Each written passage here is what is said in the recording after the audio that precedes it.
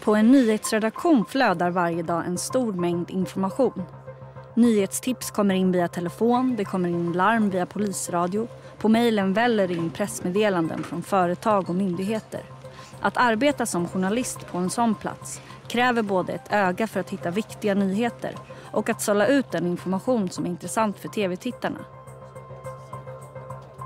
För några år sedan satsade Sveriges regering flera miljoner kronor på ett projekt för att sänka arbetslösheten i Sverige. Den här dagen har en rapport som utvärderar det projektet kommit in till nyhetsredaktionen. Hur går det till när en journalist ska sammanfatta ett stort material? Men det är ju 79 sidor så det är lite mycket att ta del av. Och då brukar jag gå och sätta mig någonstans där det är bekvämt. Nu sitter jag här, det är helt okej. Och sen så börjar man ju då att bläddra och då, som journalist så handlar det om att hitta det man kan göra nyheter av helt enkelt. Och då brukar man ju ta ganska ofta den här genvägen att läsa sammanfattningen och kolla i innehållsförteckningen var man tror man kan hitta de spännande sakerna. Och då hittar jag min första spännande rubrik. Då ser man så här, 1/3 lämnar för osubventionerat arbete. Det är ju lite krångligt men det betyder att 1/3 av de arbetslösa som var med i den här åtgärden får ett vanligt jobb.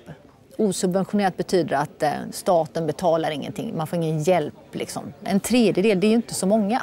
Och så stryker jag för det i texten. Sen vet jag inte om det är det som blir nyheten. Det kanske finns ännu intressantare grejer. Och här är också en ny intressant rubrik. Mer än hälften av de här är fortfarande arbetslösa 2 år efter.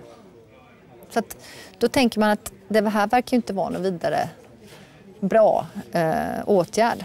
Den förstärker ju den här förra. Tar jag rosa igen? Ja, men det kan jag göra. Nu har jag läst igenom det här.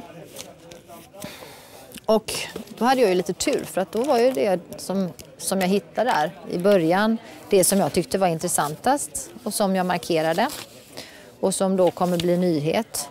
Och det var ju det att bara 1/3 hade fått ett riktigt jobb och efter 2 år så var mer än hälften tillbaka som arbetslösa.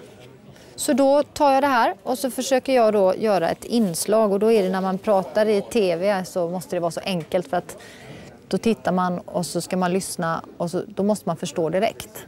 Och det är ju också säkert bra tror jag när man pluggar vanligt att man tänker liksom på det man läser, fattar jag vad det är jag läser? Och då är det ganska nyttigt att liksom typ översätta det till ett enklare språk och med sina egna ord. Bara 3 av 10 långtidsarbetslösa fick ett arbete efter att de gått på Arbetsförmedlingens program Jobb och utveckling. Så med bra strategier och rätt fokus går det ganska snabbt att ta sig igenom en stor text och hitta det absolut viktigaste. Och dessutom skriva en sammanfattning om det med egna ord. På väldigt kort tid.